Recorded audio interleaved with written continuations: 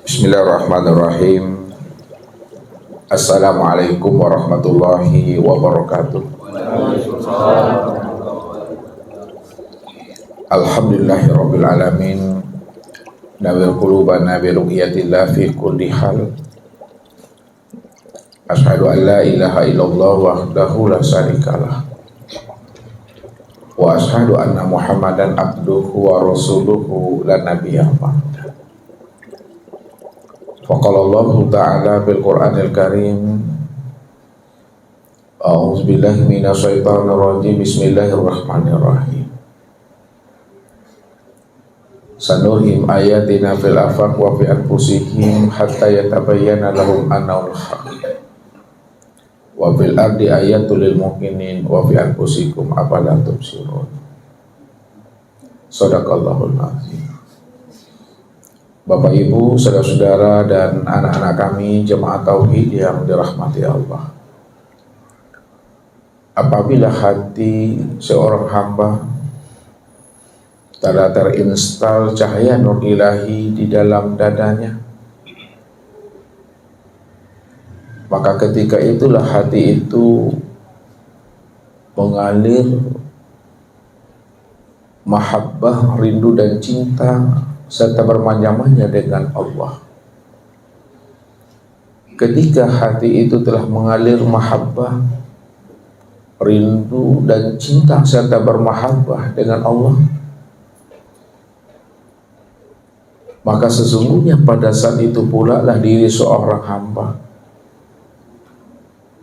bisa merasakan hadirnya Allah itu beserta dirinya. Wa huwa ma'akum aina ma kuntum. Dianya Allah senantiasa hadir beserta dirinya di mana saja dia berada.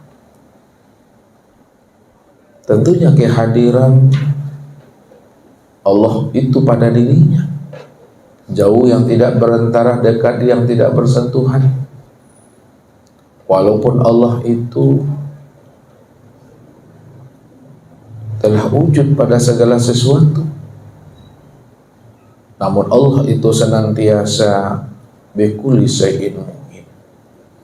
Allah itu meliputi akan segala sesuatu, karena segala sesuatu itu tidak lain adalah nyatanya akan kezahiran dan kewujudan akan dirinya. Inilah makna daripada bahwa Allah itu batin. Bahwa batin itu artinya Bapak Ibu tiada tersembunyi. Kenapa batin itu dikatakan tiada tersembunyi? Karena dirinya itu betul-betul telah zahir, telah nyata, telah wujud pada segala sesuatu. Inilah yang diungkapkan. Subhanalladzi khalaqal asya wa huwa ainuhu. Maha suci Allah yang telah menciptakan segala sesuatu padahal dia nyata pada segala sesuatu. Maha suci Allah yang telah menjadikan segala sesuatu padahal dialah yang jadi sesuatu itu.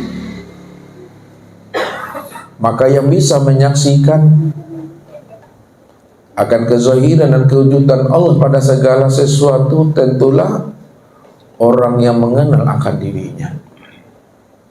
Orang yang mengenal akan diri Allah itu, walaupun Allah itu bertakwil, Allah itu berganti bentuk dan rupa, berganti wujud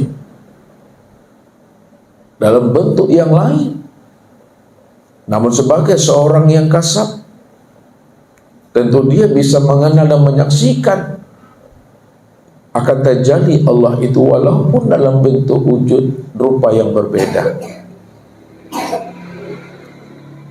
Inilah sebagai seorang yang kasab mesti mampu untuk memandang akan kewujudan Allah itu di balik segala hal yang wujud ini.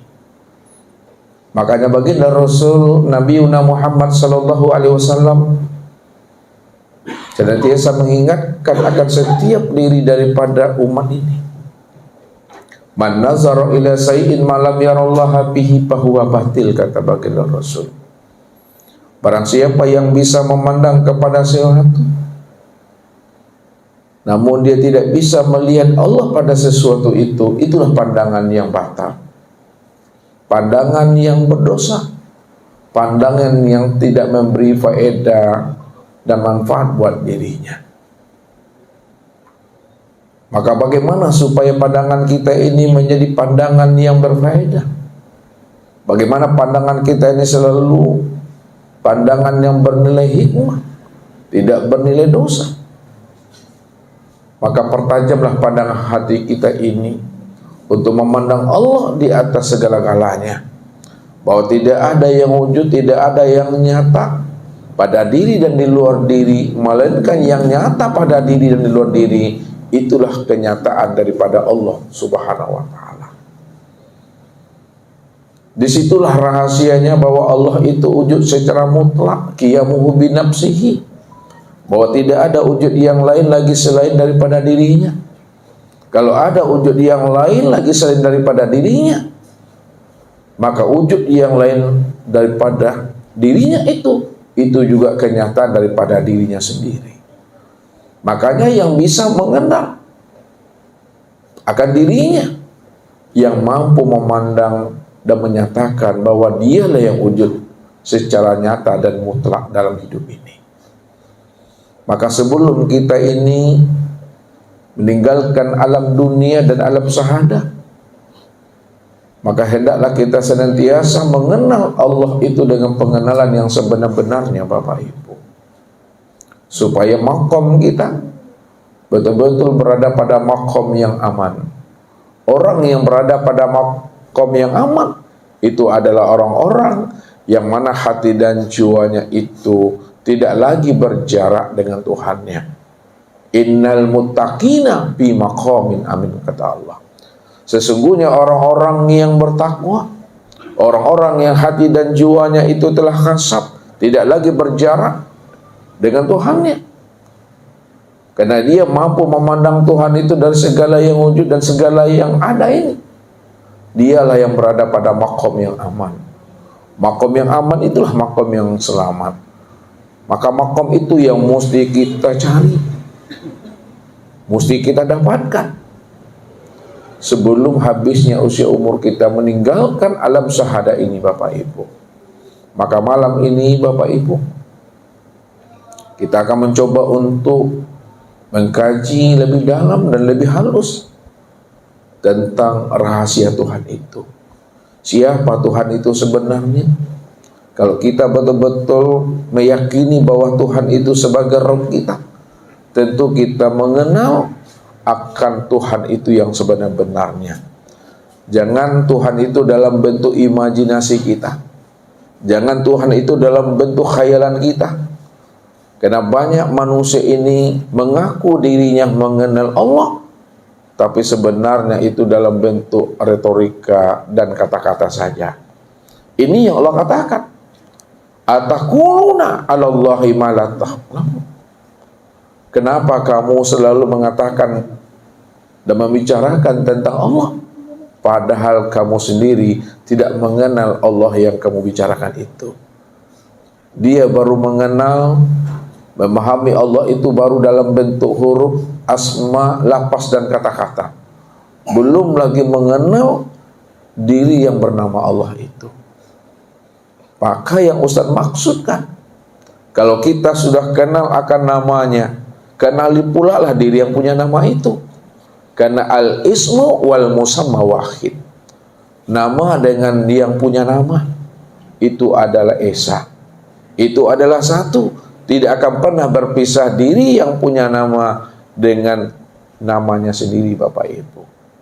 Jadi malam ini, Bapak Ibu, untuk memahami lebih dalam tentang rahasia Tuhan yang mesti kita kupas malam ini, inilah suatu hal yang mesti kita simpan di dalam rahasia diri kita pada saat ajal itu sampai kepada diri kita. Insya Allah kita tahu bagaimana cara memulangkan diri ini kembali kepada asal muasal jadinya. Inilah makna inna lillahi wa inna ilaihi raji'un. Jadi Bapak Ibu, ya, kita mesti mengenal memahami tentang rahasia Tuhan. Jadi yang dikatakan Tuhan itu Bapak Ibu, itu yang disebut namanya dengan yang batin. Jadi yang dikatakan Tuhan itu adalah diri yang batin. Jadi diri yang batin itu Bapak Ibu, ini selalu disebut ya dengan diri yang kosong, atau disebut juga namanya diri yang hampa, atau disebut juga namanya diri yang tiada. Jadi batin ya, kosong, hampa, dan tiada. Kalau kita sudah memahami bahwa yang dikatakan Tuhan itu adalah yang batin, kosong, hampa, dan tiada, ini maksudnya bukan dia tidak ada. Dia ada, dia wujud, dia nyata, dia terang. Namun belum bisa dikenal, belum bisa pula dia disaksikan. Ya, itulah makna daripada batin itu. Jadi jangan dipahami dia tidak ada, dia ada, ya dia wujud, dia nyata, dia terang, tapi belum bisa dikenal dan disaksikan. Kenapa? Karena dirinya itu dalam keadaan batin. Nih, gambarkan gini Bapak Ibu, kosong, tiada, dan hampa. Ya. Lalu kapan dirinya itu bisa dikenal? Kapan dirinya itu bisa disaksikan? Kapan dirinya itu bisa disebut? Yang batin itu baru bisa dikenal, baru bisa disaksikan dirinya ketika batin itu mentajalikan atau menzahirkan dirinya berupa nur. Jadi ketika yang batin itu mentajalikan, menzahirkan dirinya berupa nur, maka nur itu yang disebut namanya dengan nur ilahi. Nur ilahi ini juga yang disebut namanya dengan nur Allah. Jadi nur ilahi, nur Allah, walaupun dia telah zahir, walaupun dia itu telah wujud, walaupun dia telah nyata, namun wujud zahir dan nyatanya juga masih dalam keadaan batin Bapak Ibu. Ya, dia kan telah wujud itu, bukti wujudnya tuh berupa nur. Dia kan telah nyata, bukti nyatanya berupa nur. Walaupun dia telah wujud, telah nyata berupa nur, namun dirinya masih dalam keadaan batin jua. Ketika dirinya masih dalam keadaan batin, maka diri yang dalam keadaan batin itu, ini yang disebut namanya dengan Ahmad. Jadi Ahmad namanya Bapak Ibu, ya. Ahmad itu Allah dan Muhammad. Ahmad itu artinya Allah dan Muhammad. Dia telah zahir, dia telah wujud, dia telah nyata, namun masih dalam keadaan batin. Nah, ketika dirinya masih dalam keadaan batin, walaupun dia telah zahir, walaupun dia telah wujud dan nyata, maka disebutlah namanya dengan Ahmad. Maka pada saat Ahmad ini, nur itu betul-betul nyata dia pada sekalian langit dan bumi, sempurna wujudnya pada sekalian batang tubuh dan nyawa, maka barulah Ahmad itu berganti nama ia dengan Muhammad. Berganti nama ia dengan Muhammad. Kapan dia berganti nama dengan Muhammad? Ketika Ahmad itu telah betul-betul wujud dan nyata pada sekalian alam, pada batang tubuh, dan pada sekalian nyawa, maka disebutlah namanya Muhammad. Namun yang mesti Bapak Ibu sadari, yang mesti kita kenal dan kita pahami, bahwa Ahmad dan Muhammad itu esa. Ahmad dengan Muhammad itu tunggal. Satu juga orangnya tuh Bapak Ibu. Ya. Kenapa dia esa dan tunggal? Yang tiada berbilang, satu juga orangnya. Ketika dia dalam keadaan batin, maka disebut namanya Ahmad. Ketika dia telah zahir, disebut namanya Muhammad. Makanya berganti nama Bapak Ibu. Jadi kalau boleh Ustadz katakan, sebelum bernama Muhammad, Ahmad namanya. Setelah Ahmad ini wujud, setelah Ahmad ini zahir, setelah Ahmad itu nyata pada sekalian alam, pada diri kita, maka disebutlah namanya Muhammad. Ayah Muhammad itu tiada lain adalah si Ahmad. Yang si Ahmad itu tiada lain adalah Muhammad. Dua sebutannya, tapi satu juga orangnya ini. Ini yang mesti kita kenali. Ya. Bagaimana cara mengenali Muhammad itu? Yang sebenarnya adalah Ahmad. Kenalilah diri kita masing-masing Bapak Ibu. Karena kesempurnaan memandang Muhammad dan Ahmad itu Bapak Ibu, itu sudah berupa insan namanya Bapak Ibu. Sudah berupa insan. Maka insan itulah yang Muhammad, insan itulah yang Ahmad. Zahirnya insan, ya. Nah, zahirnya insan ini itu kelihatan berupa tubuh. Sedangkan batinnya insan itu, ya, kelihatan berupa ruh. Jadi zahirnya insan berupa tubuh, itu yang disebut namanya dengan Muhammad. Sedangkan batinnya insan berupa ruh, itu yang disebut namanya dengan Ahmad. Jadi satu juga orangnya Bapak Ibu. Ini yang mesti kita kenali ini ya. Jadi kalau kita sudah mengenal akan Ahmad dan Muhammad sempurna pada insan, disitulah insan itu dikatakan rahasia Allah. Al-insanu siri wa anasirahu.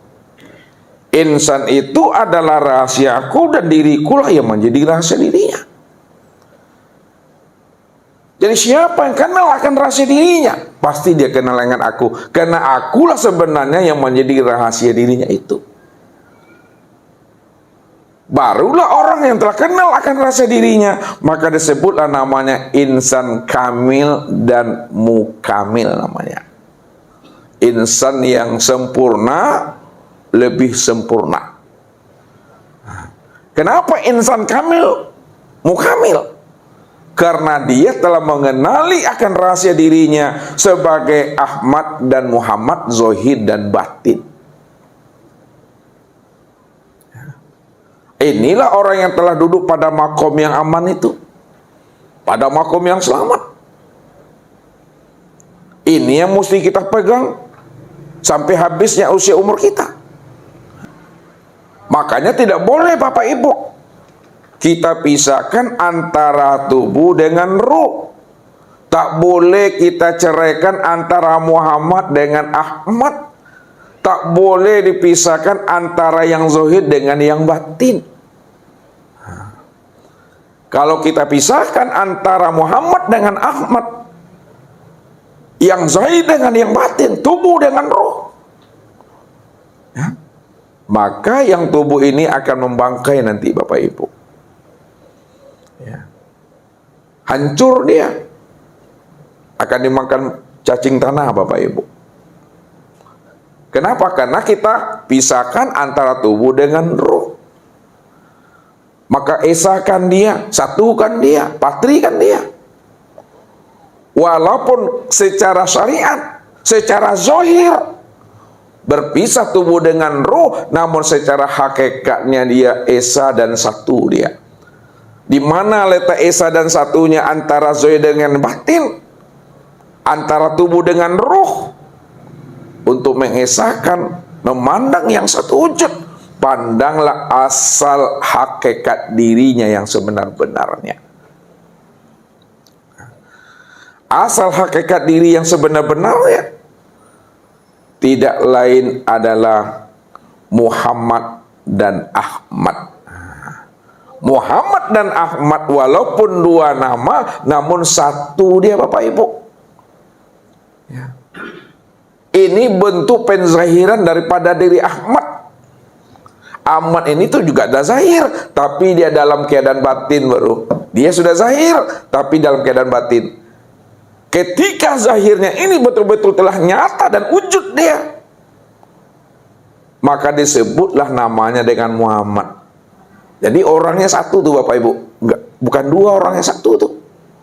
Nah, itu cara kita mempatrikannya, cara kita mengesahkannya, sehingga nanti ketika kita meninggal Bapak Ibu, duduk kita ada paham bahwa Ahmad dan Muhammad, tubuh dan ruh itu adalah esa. Insya Allah dia tidak akan hancur dia. Tapi kalau dipisahkan dia akan hancur.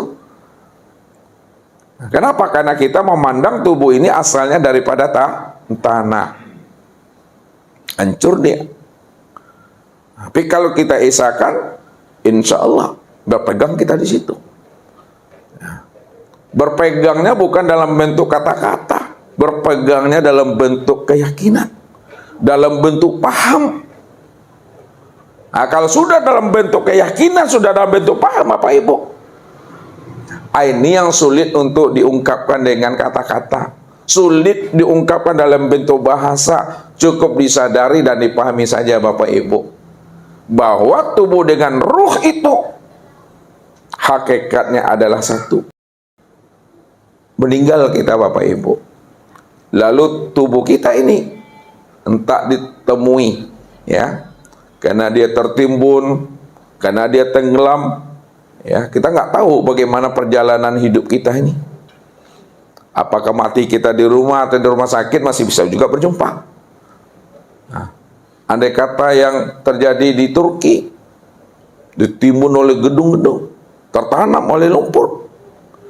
Nah, walaupun dia tertanam, tertimbun, Bapak Ibu wajib mampu dan bisa menyolatkan dirinya sendiri.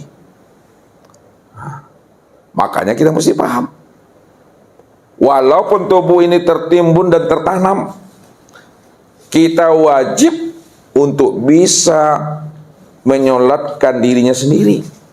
Maka kenalilah, ya, hakikat dan rahasia diri kita itu yang sebenarnya. Mana yang imam dan mana yang makmum. Nah, yang imam itu, ya, ini yang ruh ini, ya, itu yang bernama Ahmad itu. Sedangkan yang makmum, yang tubuh ini yang bernama Muhammad. Andai kata tidak berjumpa dengan orang, tidak bisa orang mandikan kita, ya kan? Tapi kita mampu untuk menyolatkannya.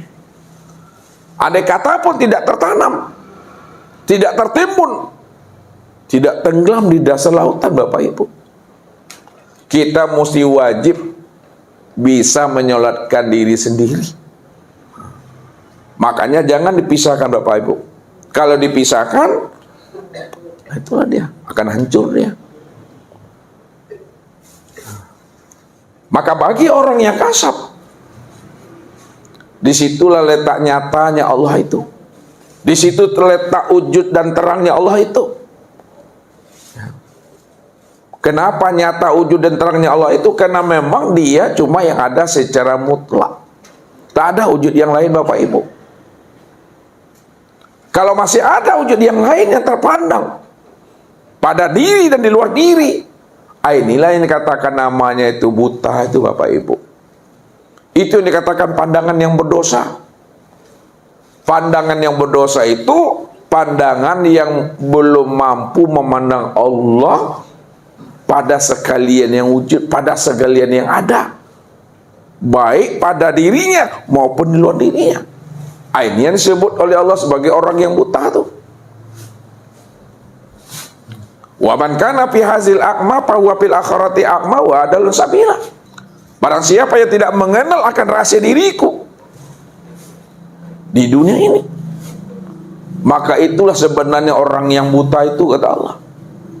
Maka orang yang buta tidak mengenal aku di dunia, maka di akhirat pun dia juga tidak mengenal aku. Siapa yang tidak mengenal aku di waktu hidupnya, maka di waktu matinya pun dia juga tidak pernah bisa mengenal akan aku. Wa adolun sabila, kata Allah. Itulah orang yang tersesat. Sesat yang bagaimana? Ulaika fi dhalalim ba'id. Sesatnya mereka itu betul-betul jauh. Sesatnya Bapak Ibu. Maka tempat orang yang tersesat itu adalah neraka. Lalu bagaimana supaya kita tidak tersesat dan tempat kita tidak di neraka? Maka kenalilah baik-baik akan rahasia diri kita ini. Kalau kita sudah mengenali rahasia diri kita ini, maka disitulah kita bisa menyadari bahwa diri kita ini adalah la haula wala quwata illa billah. Jangan lagi kita ini merasa diri kita ini yang wujud. Jangan lagi diri kita ini merasa diri kita ini yang melihat. Jangan lagi diri kita ini merasa bahwa diri kita ini yang mendengar, berkata, mengetahui, berkuasa, berkehendak, dan hidup.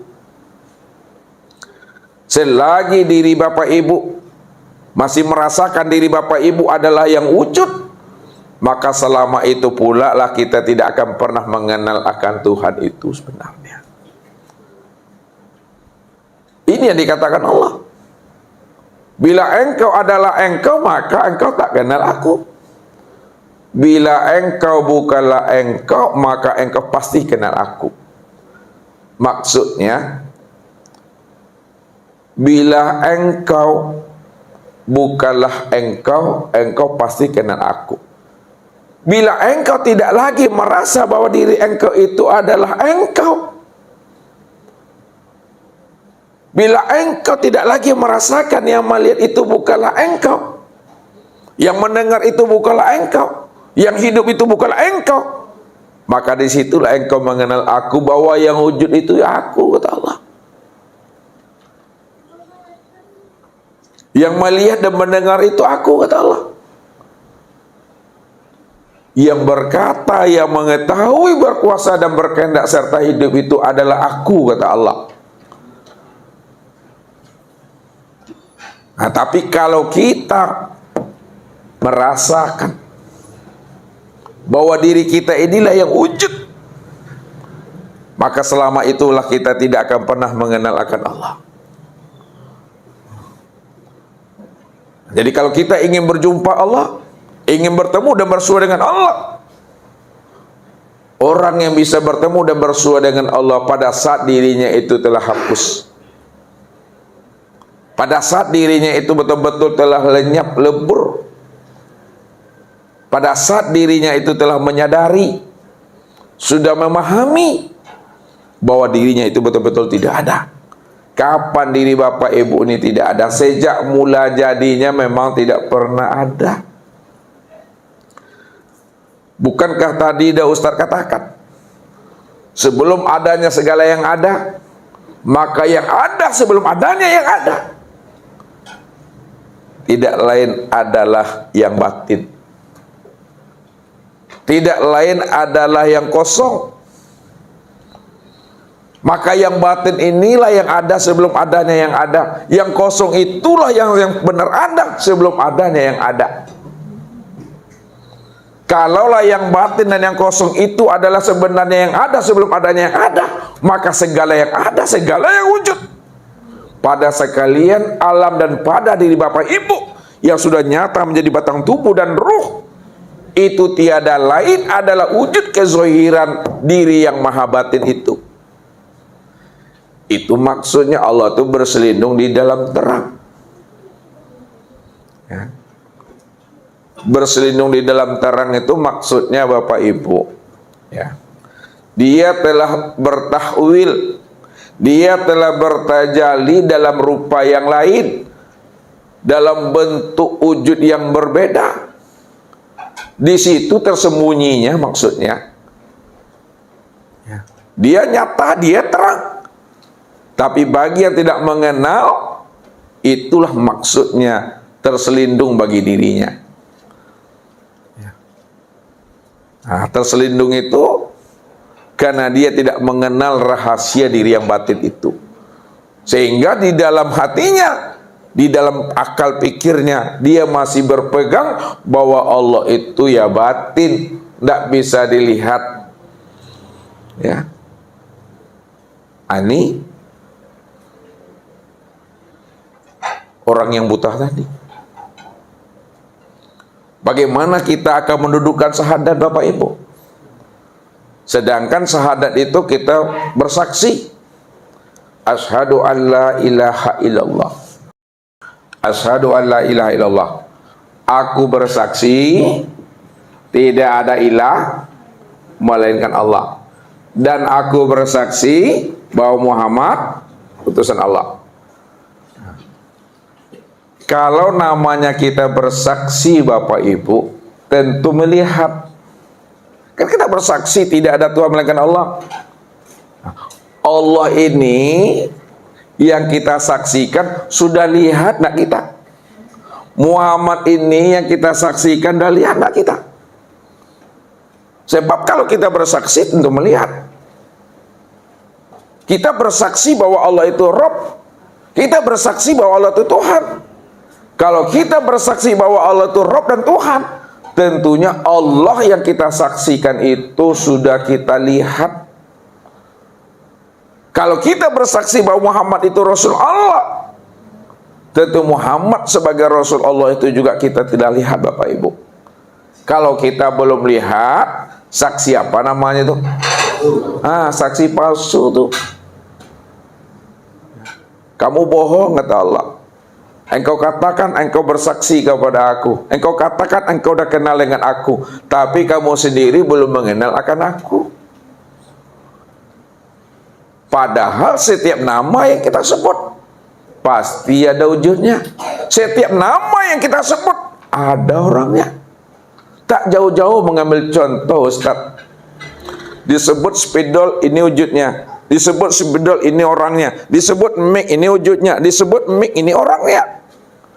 Disebut papan tulis, ini orangnya, ini wujudnya. Apa yang kita sebut tadi, nama yang kita sebut itu spidol, ini orangnya. Nama yang kita sebut itu mic, ini orangnya. Nama yang kita sebut itu papan tulis, ini orangnya. Begitulah kita. Kalau kita menyebut Allah, kita menyebut Muhammad, mana yang orangnya itu? Kalau kita tidak kenal, berarti kita itu masih dalam keadaan buta Bapak Ibu. Ini yang Ustadz maksudkan itu. Mengenali Tuhan itu bukan hanya sebatas mengenali namanya, tapi kenalilah diri yang punya nama yang kita sebut tuh. Kalau kita sudah mengenali diri punya nama yang kita sebut, barulah itu disebut namanya pengenalan yang sempurna, pengenalan yang hakiki. Maka Allah yang kita sebut sebagai Tuhan. Orangnya itu yang mana, dirinya itu yang mana. Diri yang bernama Allah itu, ini yang disebut namanya dengan Muhammad. Allah yang kita sebut nih, mana orangnya, mana dirinya, mana wujudnya. Itulah Muhammad. Siapa Muhammad? Muhammad itu yang Rasul. Siapa Rasul? Yang Rasul itu tiada lain adalah Allah itu sendiri. Makanya Muhammad dengan Allah itu esa dia. Satu, tunggal. Ya. Kalau diuraikan dia satu-satu Bapak Ibu, lihat. Tuhan. Ya. Nama daripada diri Tuhan itu, ya, nama daripada dirinya itu adalah Allah. Nama daripada diri Tuhan itu Allah. Sedangkan nama daripada wujud Tuhan yang bernama Allah itu Muhammad. Dan nama daripada rupa wujud Tuhan itu bernama Adam. Sedangkan rahasia daripada diri Tuhan itu disebut insan. Insan, Adam, Muhammad, Allah satu juga tuh orang itu Bapak Ibu. Itu yang saya maksud. Jangan dipisahkan. Kenapa satu juga orangnya, satu juga wujudnya? Karena memang dia yang berdiri dengan sendirinya. Itu yang dikatakan qiyamuhu binafsihi ini ya. Qiyamuhu binafsihi. Dia yang berdiri dengan sendirinya. Makanya dikatakan Allah itu namaku, Muhammad itu nama wujudku, Adam itu nama rupaku, insan itu nama rahasia diriku. Aku yang berdiri dengan sendirinya, kata Allah. Kan sudah terang tuh Bapak Ibu, sudah nyata itu. Maka yang terang dan yang nyata itu yang disebut namanya dengan nur tadi ini ya. Ini nur. Alam ini nur namanya. Langit dan bumi itu nur. Batang tubuh kita ini nur. Sekalian nyawa kita juga nur. Apa maksudnya nur itu? Ya. Nur ini artinya terang. Nah, lihat. Kita mengambil pahamnya, mengambil makna. Nanti jangan pula pikirnya nur itu berarti cahaya gitu. Ya. Nur itu maksudnya terang maknanya. Terang itu maksudnya jelas. Nah. Jelas itu maksudnya, maknanya jelas itu nyata. Itu maksudnya. Sedangkan nyata itu maksudnya wujud. Nah, maka segala yang wujud itu, yang nur itu maksudnya. Segala yang wujud, ini wujud nih. Oh, nur tuh. Ini wujud nih. Nur. Alam ini wujud atau? Kalau alam ini adalah wujud, maka segala yang wujud itu adalah nur. Kalaulah segala yang wujud itu adalah nur, lalu siapa nur ini? Ini mesti kita kenal lagi tadi ya. Nur itu adalah ainullah. Nur itu nyatanya diri aku, Allah. Nur itu tajalli aku. Nur itu penampakan diriku. Makanya antara dirinya dengan wujudnya tidak akan pernah berpisah. Walaupun wujud Allah bukanlah Allah, kan wujud Allah tuh, nih ya, wujudullah. Nah, ini bermain kata kita Bapak Ibu, bermain bahasa kita. Wujud Allah itu berbeda dengan Allah. Walaupun wujud Allah berbeda dengan Allah, namun wujud Allah dengan Allah itu esa dia. Dikatakan wujud Allah karena dia telah nyata. Dikatakan wujud Allah karena dia telah jelas. Dikatakan wujud Allah karena dia telah nyata. Dikatakan wujud Allah karena dia sudah terang. Sedangkan yang nur, yang terang, yang jelas dan nyata dan yang wujud itu tiada lain adalah diri Allah itu sendiri. Hah? Diri Allah itu yang mana tadi itu? Ini yang kosong nih ha. Yang kosong ini yang diri Allah tuh. Cuma ketika itu kan belum disebut dia kan. Kalau disebut namanya dengan batin. Kalau disebut juga sebut namanya batin. Sedangkan batin itu jangan dibilang dia tidak wujud, jangan dibilang dia tidak nyata. Jangan dibilang dia tidak jelas, jangan dia bilang tidak terang. Wujud nyata, jelas dan terang. Tapi ketika itu masih dalam keadaan kosong, dalam keadaan hampa, dalam keadaan tiada, dalam keadaan batin. Kenapa? Karena dia belum mentajalikan dirinya. Nah, itu maksudnya. Andai kata Ustadz robah bahasa Ustadz, Ustadz rubah kalimat Ustadz, andai kata Allah belum mentajalikan dirinya, apakah dirinya itu belum nyata, Pak? Nyata dia. Andai kata dia belum menzahirkan dirinya, apakah dirinya belum zahir? Zahir, tapi dalam keadaan batin. Itu maksudnya, Tuhan. Karena dikatakan tadi, batin jangan dibilang tidak ada. Batin itu ada. Kosong jangan dibilang tidak ada. Kosong itu ada. Hampa jangan dibilang tidak ada. Ada dia. Tapi belum bisa dikenal. Belum bisa disaksikan. Itu maksudnya. Ini untuk penzahiran ilmu aja Bapak Ibu. Itu yang saya maksud. Walaupun dia tidak mentajalikan dirinya, walaupun dia tidak menzahirkan dirinya, dirinya itu betul-betul udah nyata. Dirinya itu betul-betul zahir, dirinya itu betul-betul jelas dan terang. Kan dirinya cuma yang ada. Makanya untuk mengenal akan rasa dirinya, disitulah Allah mengajari kita ini. Supaya apa? Supaya kita kenal siapa diri kita ini yang sebenarnya. Itu yang Allah maksud tuh. Kuntu kanzan mahfiyan wa ahbabtu an u'rafa wa khalaqtul khalqa liya'rifani. Allah menggunakan bahasa kuntu.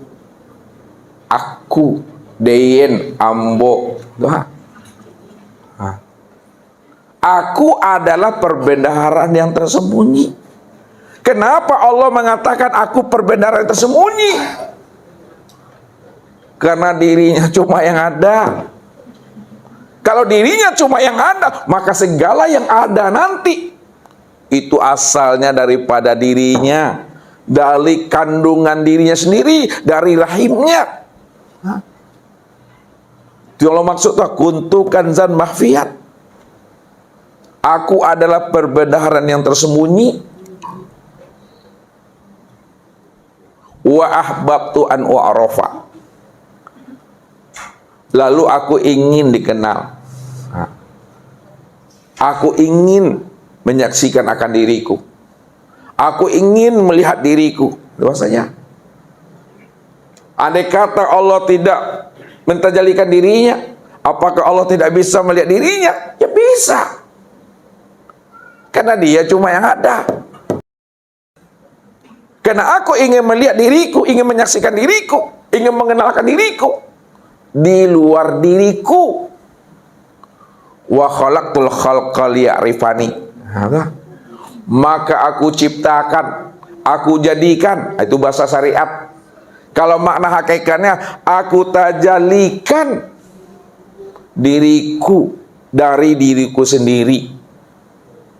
Aku ingin melihat diriku, aku ingin mengenal diriku, maka aku melihat dan mengenal diriku di luar diriku. Di luar diriku itu maksudnya ini yang nurnya.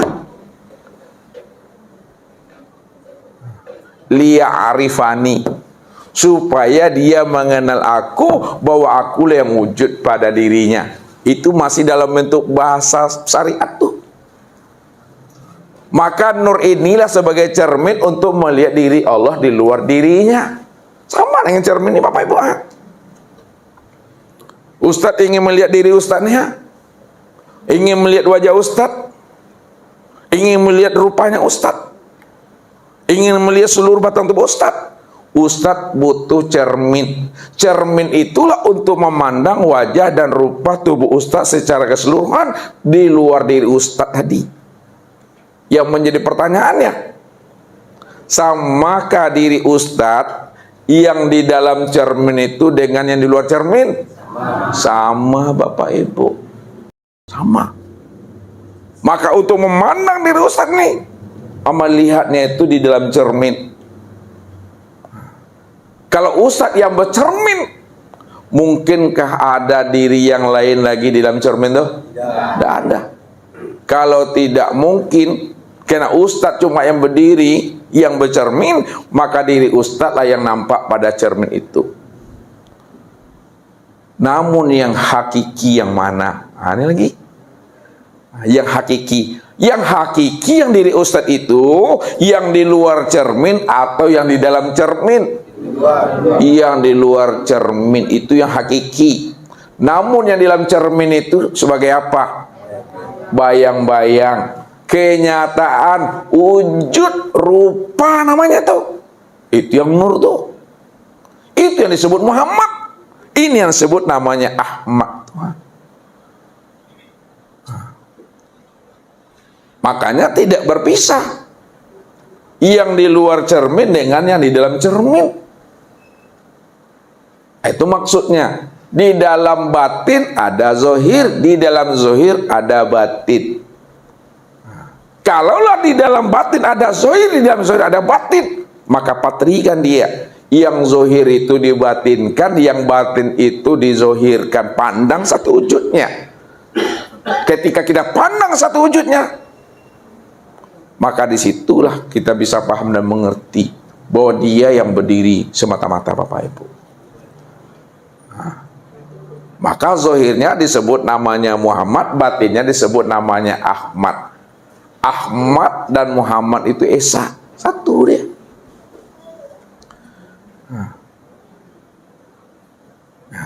Kadang orang kan selalu tertipu dengan bahasa Nur Muhammad, seolah-olah dua dia Bapak Ibu. Ini kan Ustaz robah bahasanya Ahmad dengan Muhammad nih. Kalau Ustaz beri nama dengan Nur Muhammad di sini, bingung pula kita nanti jadinya tuh. Nur Muhammad. Seolah-olah ada Nur Muhammad dua dia, padahal Nur Muhammad itu satu dia. Yang Nur ini, yang dikatakan Nur tadi itu tuh yang Ahmad nih ya. Yang disebut namanya Nur Ilahi, dia yang disebut namanya Nur Allah, atau yang disebut Allah, ini dia tuh ya. Sedangkan Muhammad yang Nur tadi sudah nyata dia, sudah wujud dia pada sekalian alam, pada batang tubuh dan pada sekalian ruh, maka disebut Muhammad. Itu dibuat dalam bahasanya Nur Muhammad, padahal Nur Muhammad ini satu orang itu mah. Yang nurnya Allah nih,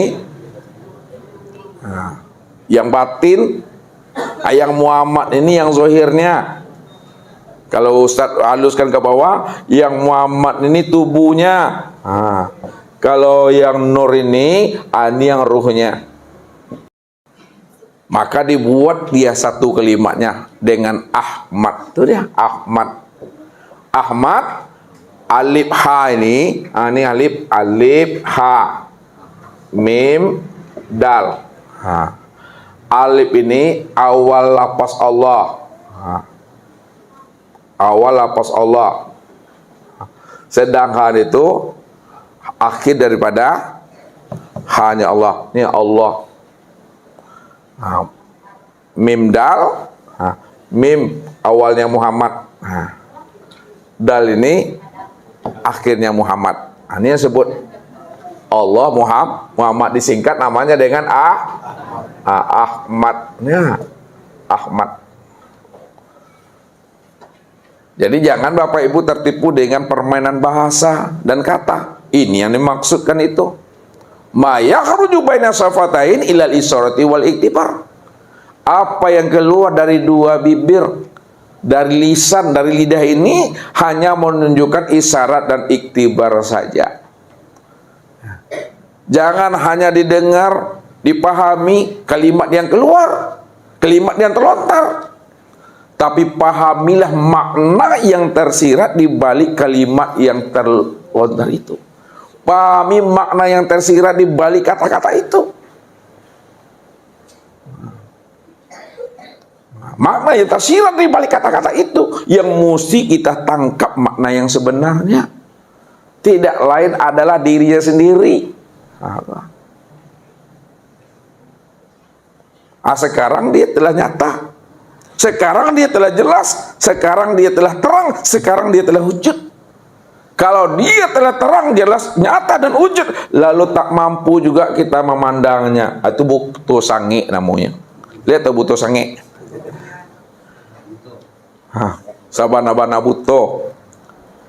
Di mana letaknya? Contoh, kalau benang Pak Haji, benang sudah jadi baju dia, ya, perlukah baju itu mencari-cari benang Pak Haji? Tidak perlu. Kenapa tidak perlu baju cari-cari benang lagi?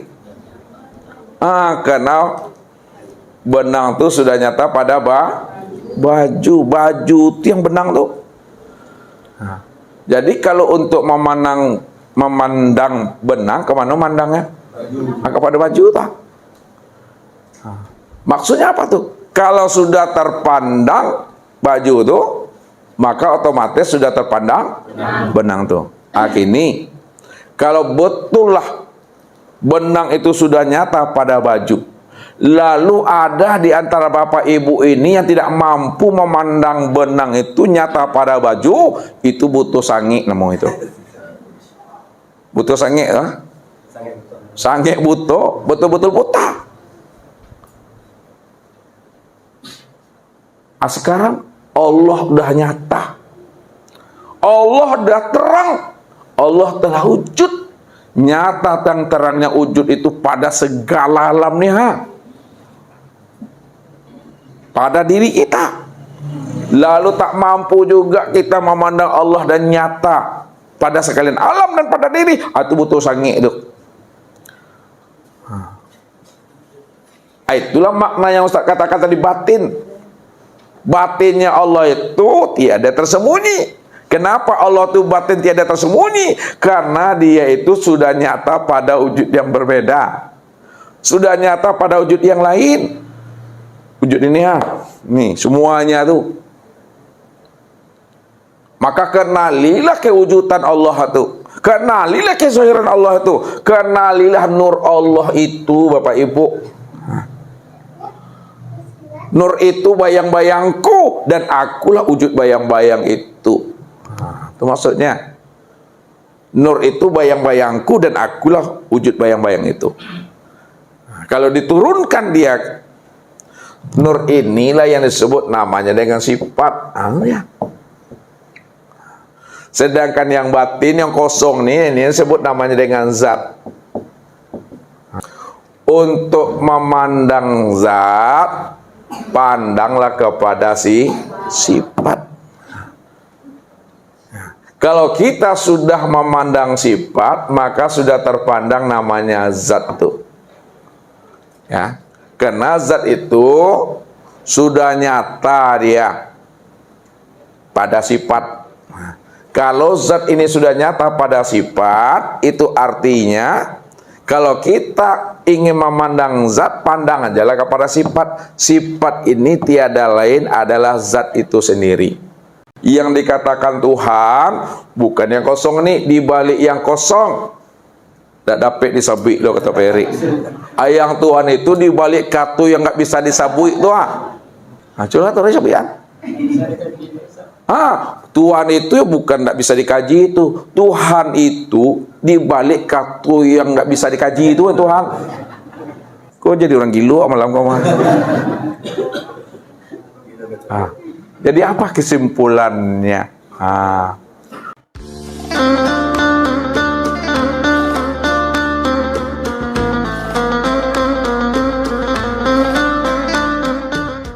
Sekarang sifat itu siapa namanya tadi? Muhammad. Zat itu siapa namanya? Allah. Dia. Muhammad itu adalah mensifati Allah. Kalaulah Muhammad itu mensifati Allah, sebenar-benarnya Muhammad itu tiada lain adalah Allah. Maka Muhammad inilah kezahiran memandang Allah. Muhammad inilah kenyataan memandang Allah. Makanya disebut di situ Bapak Ibu. Nur di situ, nur Allah. Nah, kan kalau orang mana Allah itu nama Nur. Betul tuh Allah tuh nama Nur, tapi siapa Nur itu? Nur itu tiada lain nyatanya diri Tuhan. Kalaulah nur itu tiada lain nyatanya diri Tuhan, nur itulah sebenarnya Tuhan itu. Ya, itu dia maksudnya. Maka disitulah disebut namanya Allah. Andai kata nur tidak ada, apakah Allah tetap bernama dia? Hah? Andai kata nur tidak ada, apakah Allah tidak bernama? Tetap ada, namun tersembuh. Belum bisa dikenal, belum bisa disebut. Bukankah segala nama, segala yang wujud, segala yang ada itu asalnya dari sini semuanya Bapak Ibu? Kita aja lah Bapak Ibu, ya, secara umum lah bahasa awamnya. Istri kita hamil, ya, belum lahir anak kita lagi Bapak Ibu, namanya lado nak dibuat tuh. Lado tuh lah diperkirakan tuh mah, kok laki-laki ikut namo kok padusi ikut namanya, kok jantannya ikut namanya, kok betino ikut namanya. Walaupun ini ulun zahir orangnya lah, nampak wujudnya lah, tapi lado namanya. Jadi namanya itu tersimpan di mana tuh? Di dalam hati siapa tuh? Hati orang tuanya, ayahnya tuh. Itu dia. Akalulah zahirnya baru basaratu namanya. Padahal namanya lado mah. Menunggu wujudnya aja lah itu Bapak Ibu. Menunggu wujudnya. Begitu maksudnya tuh. Kalau kita dalami lagi ke dalam, yang dikatakan Tuhan itu bukan yang kosong nih Yang Tuhan itu dibalik yang kosong tuh. Kalau bisa Bapak Ibu memahaminya, yang dikatakan Tuhan bukan yang kosong nih, di balik yang kosong. Di balik yang kosong apa tuh? Kosong. Kalau Allah di balik yang kosong itu kosong, yang dikatakan Tuhan itu bukan di balik yang kosong itu. Tapi yang dikatakan Tuhan itu adalah di balik yang kosong ada kosong. Di balik yang ada kosong itu yang Tuhan tuh. Tak dapat disabik loh kata Peri. Ayang Tuhan itu di balik katu yang nggak bisa disabui tuh. Coba terus sabian. Tuhan itu bukan nggak bisa dikaji itu. Tuhan itu di balik katu yang nggak bisa dikaji itu Tuhan. Kok jadi orang gilo malam kau mah? Jadi apa kesimpulannya? Kita menceritakan itu, menyebut kalam itu, menyebut nama itu untuk menjelaskan rahasia dirinya yang sebenarnya. Maka jangan kita tertahan dengan bunyi kalimat. Jangan tertahan kita dengan kata-kata dan bahasa. Kata-kata, bahasa, tulisan, kalimat itu hanyalah untuk menjelaskan keadaan dirinya yang sebenarnya. Padahal dirinya kan tidak bisa dijelaskan. Bisa kita menjelaskan diri Tuhan itu dengan kata-kata? Enggak. Kalau kita jelaskan diri Tuhan itu dengan kata-kata, ya, itu hanya sebatas, ya, untuk memberi pemahaman aja. Itu yang dimaksud tadi. Ma yakhruju baina syafatain ilal isarti waqtibat. Apa yang keluar dari bibir dua lisan ini hanya menunjukkan isyarat dan iktibar saja. Namun Tuhan yang sebenarnya itu tidak bisa disebut. Kalau disebut menjadi sifat dia. Kalau disebut jadi sifat. Makanya dialas bahasanya. Kalau disebut jadi sifat, maka disimpulkan Allah itu adalah sifat yang tiada bersifat. Ini dia. Kan bingung Pak Ibu jadinya. Allah itu sifat yang tiada bersifat. Kenapa dikatakan Allah itu sifat? Karena dia disebut. Kalau udah disebut, udah berbunyi, dia udah bersuara, Bapak Ibu, itu udah bersifat. Walaupun bersifat, namun sebenarnya dia tidak bersifat. Karena tidak bisa dijelaskan dengan kata-kata.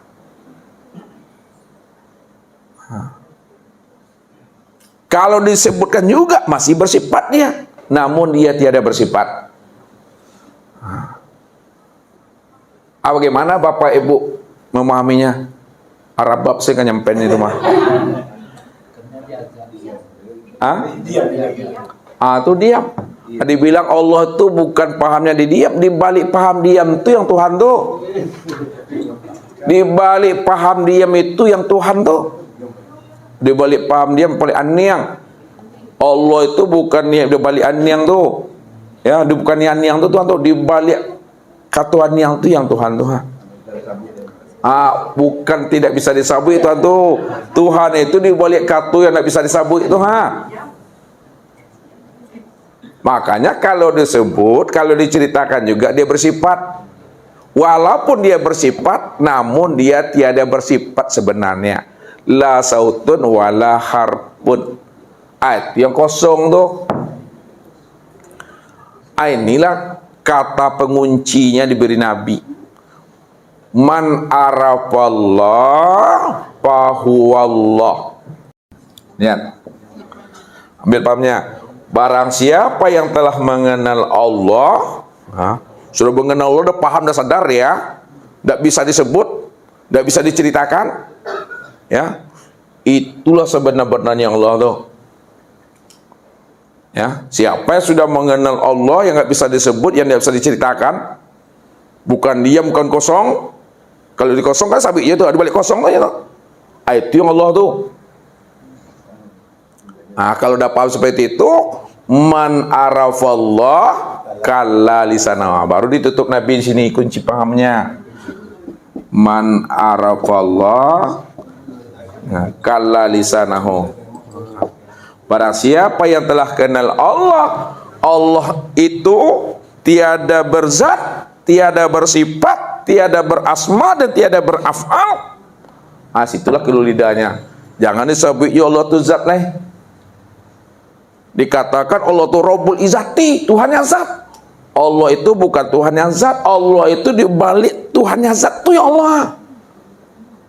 Dibalik sampai tidak bisa Bapak Ibu menyabuinya lah.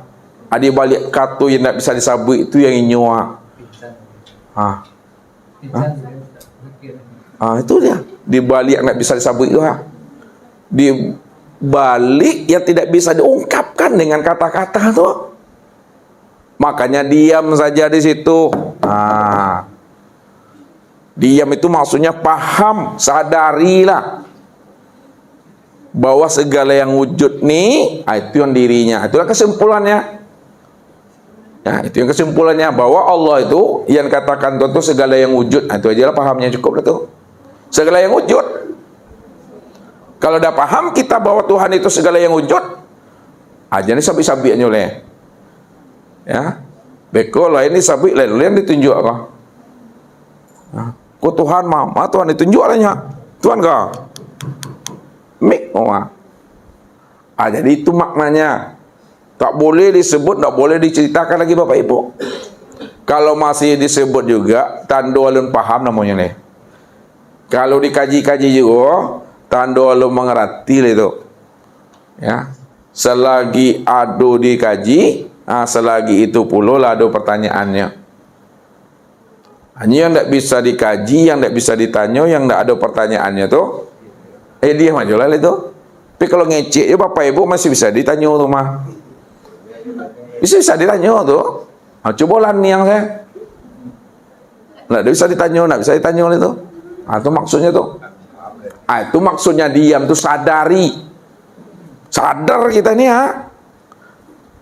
Sadar tuh tahu maksudnya itu. Ngerti kita, paham kita. Ya. Bahwa yang ada nih diri kita nih yang nggak ada tuh yang ngantuk yang kita sabut tadi kurangnya itu maksudnya. Sulit Bapak Ibu Untuk menjelaskan cerita hakikatnya sulit. Untuk menerangkan cerita yang sebenar-benarnya sulit menggunakan kata-kata.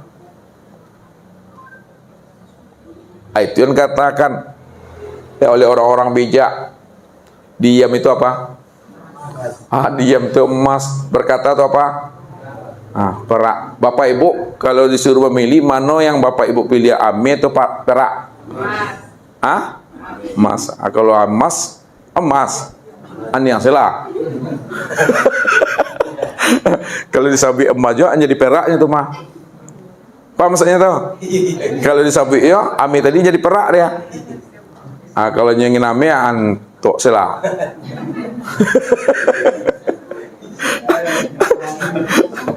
Kan jadi gilu orang aku mah. Itu mesti pahami Bapak Ibu. Jadi nggak bisa diceritakan. Namun kenapa diceritakan Ustaz? Diceritakan ini menjadi pengetahuan, menjadi pemahaman, supaya kita kenal siapa Tuhan, siapa diri kita ini. Rupanya Tuhan yang kita cari selama ini yang bernama Allah itu, ya diri ini dia orangnya. Diri ini bukan diri Ustaz. Diri Ustaz tidak ada. Yang ada diri Allah.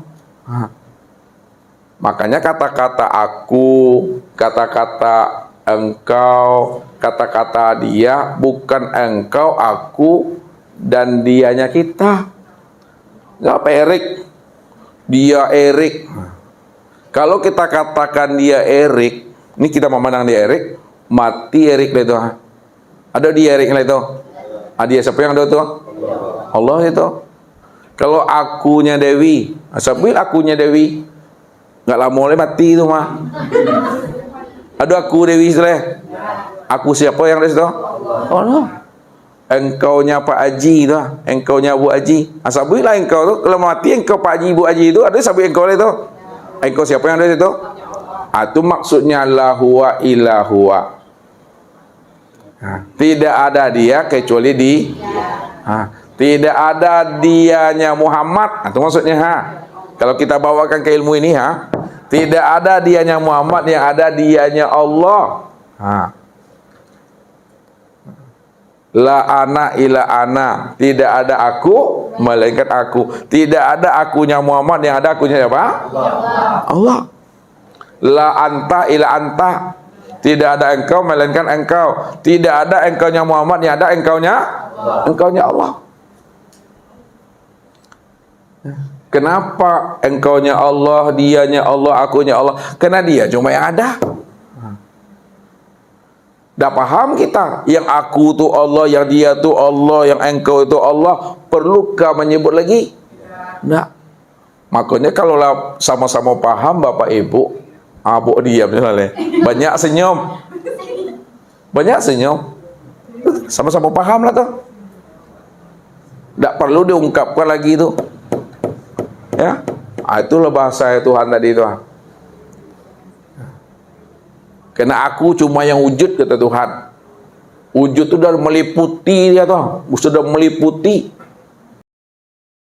luar dalam, ya, luar dalam, atas, bawah, kiri, kanan, zahir, batin.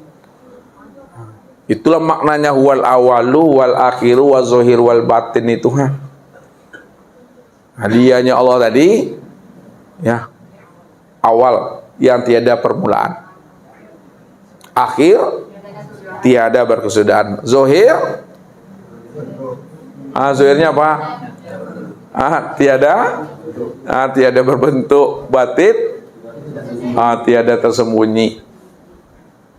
Makanya tidak ada yang awal melainkan yang awal itu hanya dia. Tidak ada yang akhir melainkan yang akhir itu juga dia. Tidak ada yang zahir melainkan yang zahir itu juga dia. Tidak ada yang batin melainkan yang batin itu hanya dia. Itulah yang dikatakan yang wujud tuh, awal, akhir, zahir, batin, itu yang disebut wujud.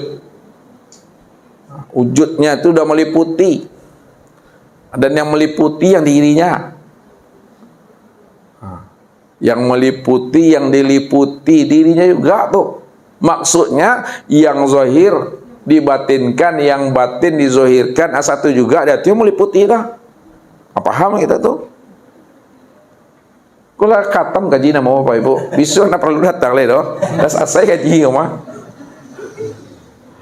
Tapi le pahamnya tu dari dalam. Itu yang perlu ya. Kalau paham risiko, alun le Bapak Ibu. Ya, alun le dah.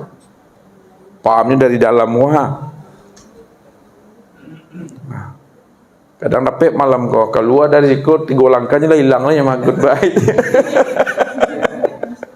Ini yang mesti kita kenali. Kenalilah tuh Allah, kenalilah Muhammad. Allah dan Muhammad aku orangnya Allah tuh nama aku, Muhammadnya wujud diriku wujud Allah tuh, itu namanya Muhammad. Esa dia Bapak Ibu. Itulah maknanya kalau dibawa ke dalam zikir. Ini kita bawa ke dalam zikir lagi. Itulah makna ingat tuh. Zikir yang sebenar zikir tuh itu yang ingat. Kalau ingat tuh perlu nak dengan kata-kata Pak Andre? Tidak perlu. Ya, kalau ingat itu sudahlah tuh dah sadari aja lah pahamnya, udah ingat itu La sautun wala harpun, tidak ada kata, tidak ada suara lagi. Itu makna ingat tuh. Sadar kita, mengerti kita, dizahirkan juga lah gitu. Sadar kita mengerti kita. Ini yang hu tuh. Kan zikir ma'rifat itu kan hu jatuhnya. Nah, kita buka ini ya. Zikir syariat, ini syariat. Itu la ilaha illallah. Zikir tarikat itu adalah Allah. Zikir hakikat Allah. Zikir ma'rifat ini kita kaji nih Kalau Ustadz mengatakan zikir ma'rifat jangan dibaca yang tertulis. Kalau dibaca yang tertulis zikir ma'rifat abk mengamal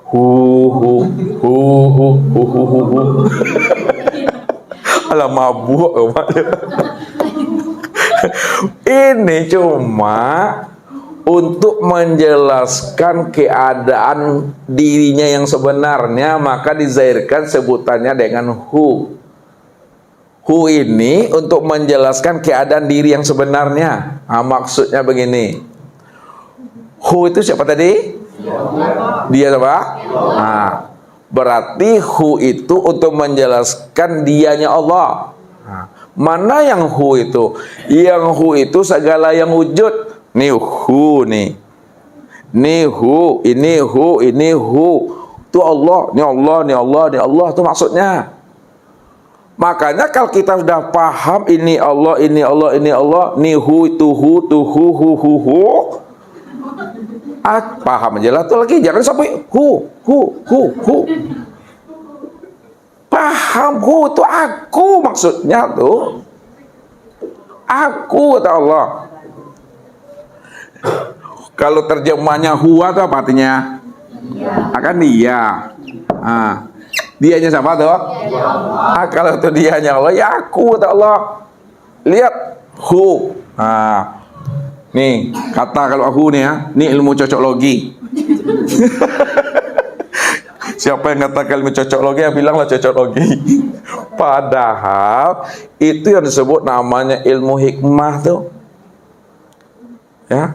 Kalau orang sudah duduk pada makam ilmu hikmah, semuanya ada maknanya.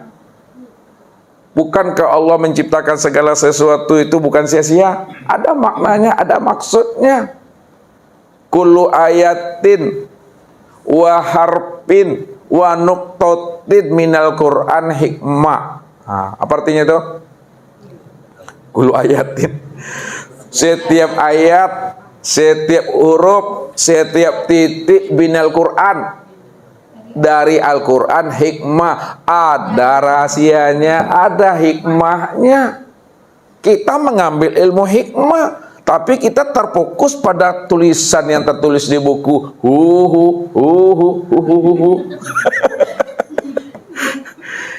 Yang itu maksudnya dirinya. Ini hu. Makanya cukup paham, diam aja kita lagi. Kalau udah paham kita, udah mengerti kita, semua yang meliputi disitulah duduknya ingat Tuhan. Ingat bahwa segala yang meliputi itu, yang itu yang aku. Aku itu. Lihat, kita lihat nih. Kosong nih, kosong. Kosong itu siapa tadi itu? Dia kan bernama tadi kan? Batin, Tuhan. Itu. Lihat. Lalu dia ingin dikenal, ingin dilihat, ingin disaksikan, maka dia zohir. Lihat dari kosong, nih lihat. Apa jadi itu? Di kosong tadi kan? Nah, batin kan? Wow, ini wow kan? Wow. Wow, ini artinya wujud. Yang kosong tadinya diwujud dia, nyata. Yang zohir tuh maka segala yang wujud itulah yang batin tuh. Bisa ditangkap tuh. Tinggiin channel sekete. Kau suruh ustaz lah serak-serak becek dari tadi ini. Kalau parang dari tadi. Artinya kosong, tidak bisa dikenal, tidak bisa dilihat, kan tidak bisa disebut itu.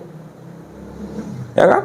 Walaupun kosong, tidak bisa disebut, tidak bisa diceritakan. Ini yang Ustaz tulis nih, ini yang garis ini garis apa namanya wi? Ini orang matematik, nih. Kau garis apa namanya kau? Garis bantu. Ini kan garis bantu tuh. Supaya kita fokus. Sabarnya kan iko supaya fokus wi.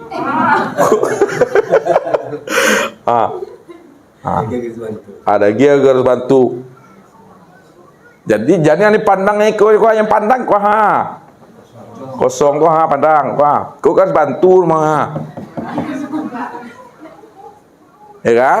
Akan kosong supaya dia bisa disabui. Bisa disabui-nya, bisa ditengok ya, bisa diceritakan ya. Lalu yang jadi wujud zahirnya, maka konya jadinya wow nih wow itu mana wujud. Jadi yang kosong tadi adalah wujud. Wujud itu artinya itu wah, nyata. Nyata itu apa? Jelas itu apa? Terang itu apa? Yang nur itu siapa? Aku tadi. Makanya itu aku. Aku nih, itu aku makna yang sebenarnya. Sudah paham tuh? Makanya kita tak boleh beraku-aku dengan diri kalau tidak paham makna yang sebenarnya. Ya, aku sombong mana ya? Maka aku itu aku yang sejati. Aku yang sejati. Kalau kita beraku-aku lupa kita yang diri yang aku yang sejati, itulah merampok hak Tuhan tuh. Aku yang melihat, aku yang mendengar. Kita tak mengenal siapa yang aku yang sebenarnya itu. Itulah merampok hak Allah namanya itu. Boleh kita gunakan bahasa aku, deyen, ambo, awak, ya kan, kami, engkau, dia, ya kan. Tapi pahamilah yang kami, engkau, dia, aku, deyen bukanlah kenyataan akunya aku, tapi kenyataan akunya Allah. Tuh maksudnya tuh. Kamu, sebutlah kamu manusia nih, matinya. Siapa kamu tuh leh? Nak ada tuh. Tu yang kosong boleh Kan itu yang hakiki ya. Itu boleh kita Bapak Ibu seperti itu. Boleh kita mengatakan bahasa aku, dia, aku, deyen, ambo itu asal kita paham dan mengerti yang sebenarnya. Sama kita juga mengatakan bahasa zat. Ustaz sampaikan Bapak Ibu. Bukan kata-kata zat itu yang zat, ya. Bukan kata-kata zat yang disebut zat, bukan lafaz zat itu yang zat, bukan suara zat itu yang zat. Kalau kita tak paham Allah itu zat, percampuran zat ini tambah zat itu. Bukan itu maksudnya. Zat itu pahami suatu kata untuk menjelaskan sesuatu yang tidak pernah bisa disebut. Sangat tinggi betul dia, sangat yang nggak bisa dijangkau oleh akal. Sesuatu yang tidak bisa dijangkau oleh akal, tak bisa dianalisa oleh pemahaman ilmu. Sampai tingginya kita dudukkan kata-kata yang tinggi yang tidak bisa dijangkau oleh akal dan ilmu itu, kita beri namanya zat. Baru di situ kita boleh mengatakan zat itu adalah Tuhan. Namun sebenarnya kalau kita dah paham, tak boleh pula kita mengatakan Tuhan itu zat, Tuhan itu sifat, Tuhan itu asma dan af'al. Tak boleh. Karena kita paham. Karena Tuhan zat, sifat, asma, af'al itu tidak bisa disebut, kosong. Itu yang hening aja dah. Itu maksudnya tuh. Kenapa dizahirkan? Untuk berbuah ilmu dia, untuk menzahirkan pengetahuan dia. Makanya semua yang kita sebut, lihat penutup. Semua yang kita sebut, semua yang kita analisa, semua yang kita pahami, semua yang kita bicarakan, semua yang kita kaji, apa kata Rasul? Kullu shay'in yarji'u ila aslihi. Tiap-tiap segala sesuatu yang disebut, yang dibicarakan tadi, kembalikan kepada asalnya. Apakah Muhammad namanya, Insan namanya, Adam namanya, Ahmad namanya, Nur namanya, apalah namanya, kembalikan pada asalnya. Di mana tuh? Ini yang kosong nih. Itu tuh. Apalah artinya sebuah nama? Ya, tahu maknanya tuh? Apalah artinya sebuah nama? Tak tahu dong. Nama itu untuk menjelaskan identitas dirinya. Makanya semua nama itu, ya, kembalikan dia. Semua yang kita bicarakan tadi itu kembalikan. Mesti paham kita kepada ini yang kosongnya. Yang kosongnya aku. Tiang hu maknanya zikir hu tuh. Itu yang aku, yang kosong itu yang hu tuh maksudnya. Jadi jangan disebut-sebut Bapak Ibu berzikir hu, bukan begitu. Paham. Sambil makan, sambil minum, sambil menghisap, sambil merokok. Paham itu? Itu namanya tuh udah bako namanya, udah berkekalan nama itu. Ya, tapi tidak boleh disebut-sebut. Ya, tidak boleh diungkap-ungkapkan itu. Ya, boleh disebut, boleh diungkap-ungkapkan adalah bentuk mengajar dan belajar, dalam bentuk halaqah boleh. Tapi kalau di luar itu tidak boleh lagi dah. Paham aja dah kita dah. Ngomong-ngomong lagi. Tapi apa yang kita omong kita sadar, bukan diri kitanya yang kita itu. Ya kan, yang diri kitanya yang Allah tadi itu. Mungkin itu saja Bapak Ibu yang dimuliakan Allah. Ustaz minta maaf suaranya udah serak dari sore tadi. Sampai maghrib, sampai pula isya, sedia bersorak-sorak apa malamnya. Tak paham Bapak Ibu, ayo menanginya wak. Ya, barilah litak lo nyamakan ya wak leh. Itu saja. Kalau ada yang mau ditanyakan ya silakan Bapak Ibu. Assalamualaikum warahmatullahi wabarakatuh.